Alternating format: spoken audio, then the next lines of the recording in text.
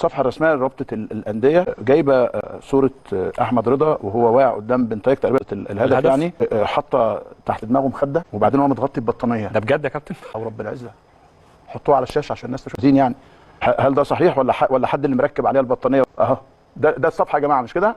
دي صفحه رابطه. الله ينور، الله ينور عليكم، الله ينور عليكم، والله العظيم الله ينور عليكم، بجد بجد بجد شابوه ليكم يا ده، انتوا جمال، انتوا اهو نشرتها لكم عشان العالم كله يتفرج عليه اهي.